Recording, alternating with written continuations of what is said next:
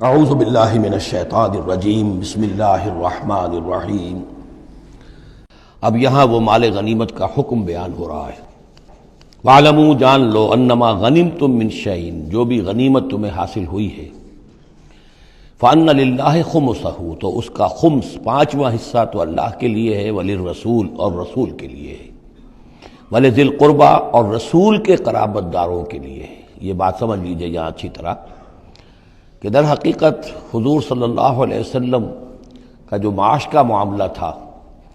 جب تک آپ مکے میں تھے، حضرت خدیجہ الکبریٰ رضی اللہ تعالی عنہا کی دولت جو ہے اس سے آپ کا کام چل رہا تھا، جو بھی بچا کچا ان کا سرمایہ تھا۔ مدینے میں آ کر ظاہر بات ہے کہ اب آپ کے پاس اپنا کوئی ذریعہ معاش نہیں تھا، نہ آپ کوئی تجارت کرتے تھے، تو اب آپ کے اخراجات اور پھر یہ کہ آپ کے بھی قرابت دار ہیں، آپ کی ازواج مطہرات ہیں، ان کے اخراجات کہاں سے آئیں گے؟ تو مال غنیمت میں سے خمس جو ہے وہ اس کام کے لیے رکھ لیا گیا، گویا وہ بیت المال کا حصہ ہوگا، اور بیت المال ہی کفالت کرے گا حضور کی بھی اور حضور کے قرابت داروں کی بھی۔ اس کے علاوہ اس بیت المال میں یتامى والمساکین وابن السبیل، اس میں حصہ ہوگا یتیموں کے لیے بھی اور مساکین اور محتاجوں کے لیے بھی اور مسافروں کے لیے بھی۔ یہ گویا کہ پانچواں حصہ مال غنیمت کا تو ہو گیا، سرکار سمجھ لیجیے سرکاری ہو گیا، لیکن اس سرکار میں سب سے بڑا خرچ جو ہے وہ در حقیقت محمد رسول اللہ صلی اللہ علیہ وسلم کے ذاتی، آپ کے اخراجات، آپ کے ازواج مطہرات کا نان نفقہ، آپ کے قرابت داروں کا ذوی القربیٰ، جس میں آپ کو بھی تو ظاہر بات ہے کہ کچھ نہ کچھ صلہ رحمی آپ فرماتے تھے، تو اس کے لیے، اور یہ کہ یتیموں اور مساکین کے لیے وابن السبیل۔ ان کنتم آمنتم باللہ، اگر تم ایمان رکھتے ہو اللہ پر، وما انزلنا علی عبدنا، اس شے پر جو ہم نے نازل کی اپنے بندے پر، یوم الفرقان، فیصلے کے دن، یعنی جو شے نازل کی وہ ہے غیبی امداد، نصرت غیبی، جو فرشتے آئے۔ ظاہر بات ہے کہ وہ ایک انسین جو ہے غیب کا معاملہ ہے، فرشتوں کو دیکھا تو کسی نے نہیں، تو جیسے وحی آتی تھی حضرت جبرائیل لے کر آتے تھے تو اس پر ایمان رکھتے ہو کہ یہ قرآن جو ہے اللہ کی طرف سے ہے، ایسے ہی تمہیں یقین ہونا چاہیے کہ اللہ تعالیٰ نے اپنا وہ وعدہ پورا فرمایا اور اللہ تعالیٰ نے فرشتے بھیجے۔ تو اگر تمہیں وہ یقین ہے تو پھر تم اس حکم کو پورے طور پر یوں سمجھیے کہ دلی طور پر اس کو قبول کرو، خوش دلی کے ساتھ پوری طریقے سے، کہ خمس جو ہے وہ تو اللہ اور اس کے رسول کا، بیت المال کا۔ بقیہ کے بارے میں حضور نے فرما دیا کہ 4/5 جو ہے یہ اب تقسیم ہو جائے گا مجاہدین کے درمیان۔ اس میں اس سے کوئی بحث نہیں ہے کہ کس نے کتنا جمع کیا، سارا مال ایک جگہ جمع ہوگا اور پھر اس کے حصے لگیں گے، چاہے کوئی پہرے پر تھا، جنگ کی نوبت ہی نہیں آئی، چاہے یہ کہ کوئی باقاعدہ جنگ میں کسی نے حصہ لیا، چاہے کسی نے مال غنیمت جمع کیا، چاہے نہیں کیا، جو بھی جنگ میں ہے ان کو برابر کا حصہ ملے گا۔ اس میں یہ ہے کہ جو سواریوں والے تھے انہیں دوہرا، اور جو پیدل تھے انہیں اکیرا، اس لیے کہ سواریاں اگر کسی کا اونٹ ہے، کسی کا گھوڑا ہے، 2 گھوڑے بھی تھے، تو ظاہر بات ہے کہ اس کے چارے وغیرہ کا بندوبست وہ خود اپنے پاس سے کرتا تھا، کوئی سپلائی لائنز تو آج کل کی جس طرح فوجوں کی ہوتی ہیں وہاں موجود نہیں تھی، لہذا جو مجاہد تھا کہ جو سوار تھا گھوڑے پر یا اونٹ پر، جس کا اپنا گھوڑا تھا، اپنا اونٹ تھا، اس کو دوہرا حصہ، اور جو عام پیادہ جو مجاہد تھا اس کو اکیرا۔ وَاعْلَمُوا أَنَّمَا غَنِمْتُم مِّن شَيْءٍ فَأَنَّ لِلَّهِ خُمُسَهُ وَلِلرَّسُولِ وَلِذِي الْقُرْبَى وَالْيَتَامَى والمساکین وابن السبیل ان کنتم آمنتم باللہ وما انزلنا علی عبدنا یوم الفرقان یوم التقى الجمعان، اس فرقان والے دن، فیصلے کے دن، جس دن کی 2 فوجیں بھڑ گئی تھیں۔ واللہ علی کل شیء قدیر، اور اللہ تعالیٰ ہر چیز پر قادر ہے۔ اذ انتم بالعدوۃ الدنیا وهم بالعدوۃ القصویٰ، اصل میں یہ جو وادی ہے جس میں بدر واقع ہوا ہے، یہ ایک گھاٹی سی ہے جو دونوں کناروں کے اوپر تو بہت تنگ ہے لیکن درمیان میں بہت کھل کر میدان بن جاتا ہے۔ اس کا ایک سرا جو ہے وہ شمال کی طرف نکل جاتا ہے اور وہ جا رہا ہے شام کی طرف، ایک سرا جنوب کی طرف ہے اور وہ جاتا ہے مکے کی طرف، ایک مشرق کی طرف آتا ہے کہ جو مدینے کی طرف آ رہا ہے، اور اکثر و بیشتر جو پہلے حاجی جاتے تھے وہ اسی راستے پر تھے، یہی راستہ تھا۔ اب تو جو نیا طریق الہجرہ بڑی اعلیٰ سڑک بن گئی ہے تو لوگوں کو ان مقامات سے گزرنے کا موقع نہیں ملتا، ورنہ بدر سے ہو کر ہی راستہ گزرتا تھا۔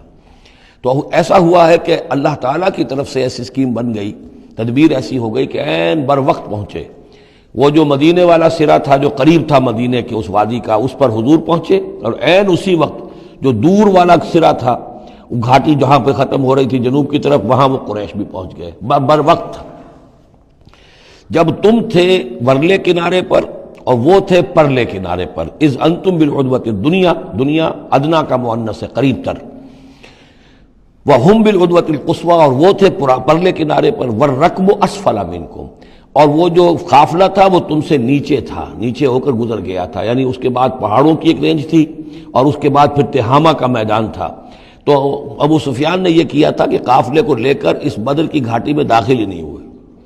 ادھر سے تو وہ پیغام بھی بھیج دیا تاکہ فوج ادھر سے آئے، تاکہ مسلمانوں کی توجہ بھی ہو تو فوج کی طرف ہو جائے، اور اسی میں وہ داؤ لگا کر اپنے قافلے کو بچا کر نکال کر لے جائیں، اور وہ تہامہ میں ساحل کے ساتھ ساتھ ہو کر نکل بھی گئے۔ وَلَوْ تَوَاعَدْتُمْ لَاخْتَلَفْتُمْ فِي الْمِيعَادِ، اور اگر تم لوگوں نے آپس میں معاہدہ کیا ہوتا کہ فلاں وقت پر ہمیں پہنچنا ہے، ہو سکتا ہے کہ تم ایک ساتھ نہ پہنچ سکتے، اختلاف ہو جاتا، جیسے اپوائنٹمنٹ ہوتی ہے فلاں وقت پہ میں بھی پہنچوں گا آپ بھی پہنچ جائیں تو کچھ نہ کچھ آگے پیچھے ہو جاتا ہے، تو اگر تم طے کر کے بھی آتے تو اتنا نہ ہوتا جتنا کہ ہم نے اپنی مشیت اپنی تدبیر سے کر دیا کہ عین وقت پر تمہیں وہاں پہنچا دیا۔ اس کی وجہ کیا تھی؟ ہم چاہتے تھے کہ یہ ٹکراؤ ہو جائے اور یہ بات واضح ہو جائے کہ جان لیں اہل مکہ کہ اللہ تعالیٰ کی نصرت کس کے ساتھ ہے، اس کے عوام بھی سمجھ لیں۔ وَلَٰكِن لِيَقْضِيَ اللَّهُ أَمْرًا كَانَ مَفْعُولًا، لیکن یہ سب کچھ لیے ہوا تاکہ اللہ تعالیٰ طے کر دے وہ شے، فیصلہ کر دے کہ جو ہو کر رہنی ہے، كَانَ مَفْعُولًا لِيَهْلِكَ مَنْ هَلَكَ عَنْ بَيِّنَةٍ، تاکہ اب جسے ہلاک ہونا ہے وہ ہلاک ہو بات کے واضح ہو جانے کے بعد۔ اب بھی عوام کی اگر آنکھیں نہیں کھلتی تو پھر گویا کہ وہ پھر مورد الزام خود ہے، اب ان کے سرداروں نے جو کچھ ان کی مت ماری تھی، اب آ کر اس موقع کے بعد ان کی آنکھیں کھل جانی چاہیے۔ اب بھی اگر کوئی ہلاک ہوتا ہے تو بات کے واضح ہونے کے بعد ہلاک ہو، لِيَهْلِكَ مَنْ هَلَكَ عَنْ بَيِّنَةٍ وَيَحْيَىٰ مَنْ حَيَّ عَنْ بَيِّنَةٍ، اور جسے جینا ہے، جس کی زندگی ہے روحانی زندگی، اور جو سیدھے راستے پر آنا چاہتا ہے وہ بھی اس بینہ کی بنا پر اس سیدھے راستے پر آ جائے اور حیات معنوی حاصل کر لے۔ وَإِنَّ اللَّهَ سَمِيعٌ عَلِيمٌ، اور یقیناً اللہ سب کچھ سننے والا اور جاننے والا ہے۔ اِذْ يُرِيكَهُمُ اللَّهُ فِي مَنَامِكَ قَلِيلًا، جبکہ اللہ تعالیٰ آپ کو دکھا رہا تھا اے نبی ان کو آپ کی نیند میں کم۔ حضور نے خواب میں دیکھا کہ کوئی بڑی طاقت نہیں ہے، بڑی تھوڑی سی جمعیت ہے قریش کی جو آئی ہے، حالانکہ 1000 کا لشکر تھا۔ وَلَوْ أَرَاكَهُمْ كَثِيرًا، اور اگر آپ کو دکھایا ہوتا کہ وہ بڑی بڑی تعداد میں آ رہے ہیں، لَفَشِلْتُمْ، اور آپ نے وہ بات بتائی ہوتی صحابہ کرام کو، اپنے ساتھیوں کو، تو اے مسلمانوں پھر تم کمزوری دکھاتے، تم ڈھیلے پڑ جاتے۔ وَلَتَنَازَعْتُمْ فِي الْأَمْرِ، اور معاملے کے اندر پھر کوئی ایک اور تنازع کھڑا ہو جاتا کہ ہمیں یہاں جنگ کرنی بھی چاہیے کہ نہیں۔ وَلَٰكِنَّ اللَّهَ سَلَّمَ، لیکن اللہ تعالیٰ نے سلامتی پیدا فرما دی۔ إِنَّهُ عَلِيمٌ بِذَاتِ الصُّدُورِ، یقیناً وہ جو کچھ سینوں کے اندر ہے اس سے واقف ہے۔ اس کی توجیہ یہ کی ہے مفسرین نے کہ اگرچہ نبی کا خواب جھوٹا نہیں ہو سکتا، یہ نہیں تھا کہ حضور کو جو خواب دکھایا گیا وہ غلط تھا، اصل میں ان کی جو معنوی حقیقت تھی وہ دکھا دی گئی۔ ایک ہے کسی شے کے اندر جو کمیت ہے، کوانٹیٹیو ایلیمنٹ ہے اس کا، ایک ہے جو اس کی کیفیت ہے، جو اس کے اندر اصل حقیقت ہے۔ تو یہ بات جو ہے اچھی طرح سمجھ لینے کی ہے کہ مکے سے جو اصل نفری آئی تھی وہ تو ان عوام الناس کی تھی کہ جن کو بارے میں جن کو معلوم تھا کہ محمد ہمارے بہترین آدمی ہیں صلی اللہ علیہ وسلم، اور جو ان کے ساتھی ہیں وہ ہمارے گل سرسبد ہیں، ہمارے خاندان کے قریش کے بہترین لوگ ہیں، اور پھر یہ کہ انہوں نے کوئی جرم نہیں کیا ہے، کوئی ظلم نہیں کیا ہے، وہ صرف ایک خدا واحد کا کے ماننے والے اور جو ہے وہ نیکیوں کا حکم دینے والے ہیں۔ تو جو ان کے ہاں جو بھی جس کو ہم کہتے ہیں سائلنٹ میجورٹی، عوام الناس، ان کے دل اپنے لیڈروں کے ساتھ نہیں تھے۔ آ تو گئے تھے، وہ ظاہر ان کا جبر تھا، ان کا فیصلہ تھا، لیڈروں کا حکم تھا، آ گئے تھے، لیکن مارے باندھے کو آئے ہوئے تھے۔ ان کے دلوں کے اندر وہ بات نہیں تھی کہ جو کسی ایسے لشکر میں ہوتی ہے کہ جو سمجھتا ہے اپنے آپ کو برحق، ہم حق کے لیے لڑ رہے ہیں، تو اس کے اندر جو طاقت ہوتی ہے اس لڑنے والے کے اندر، وہ اس شخص میں نہیں ہوتی کہ جو مارے باندھے کو لے آیا گیا ہو اور خود اسے اپنے دل میں یہ یقین نہ ہو کہ میں حق کے لیے لڑ رہا ہوں۔ اس اعتبار سے معنوی طور پر جو ان کی کیفیت تھی اس کے اعتبار سے وہ واقعتاً کم تھے۔ تو حضور کو خواب میں اللہ تعالیٰ نے ان کی اصل حقیقت دکھائی۔ وَإِذْ يُرِيكُمُوهُمْ إِذْ الْتَقَيْتُمْ فِي أَعْيُنِكُمْ قَلِيلًا وَيُقَلِّلُكُمْ فِي أَعْيُنِهِمْ، مزید برآں اللہ نے یہ کیا کہ جب دونوں لشکر ٹکرائے ہیں تو ایسی کیفیت پیدا کر دی کہ مسلمانوں کو بھی وہ تھوڑے لگ رہے تھے کہ کوئی زیادہ لوگ نہیں ہیں، اور انہیں بھی مسلمان تھوڑے نظر آ رہے تھے۔ یعنی یہ کہ ہر صورت اللہ نے ایسی بنا دی تھی کہ جنگ ہو اور ڈٹ کر ہو، تاکہ یہ صورتحال جو ہے یوم الفرقان ہونا اس کا بالکل واضح ہو جائے۔ اگر کسی وجہ سے وہ کرنی کترا جاتا معاملہ اور جنگ نہ ہوتی، مقابلہ نہ ہوتا، تو جس طریقے سے کہ اللہ اس کو فیصلہ کن دن بنا دینا چاہتا تھا یوم الفرقان، فیصلے کا دن وہ صورتحال پیدا نہ ہوتی۔ لِيَقْضِيَ اللَّهُ أَمْرًا كَانَ مَفْعُولًا، تاکہ اللہ پورا کر دے اس معاملے کو کہ جو ہونے والا ہی تھا۔ وَإِلَى اللَّهِ تُرْجَعُ الْأُمُورُ، اور تمام معاملات بالآخر تو اللہ ہی کی طرف لوٹا دیے جائیں گے۔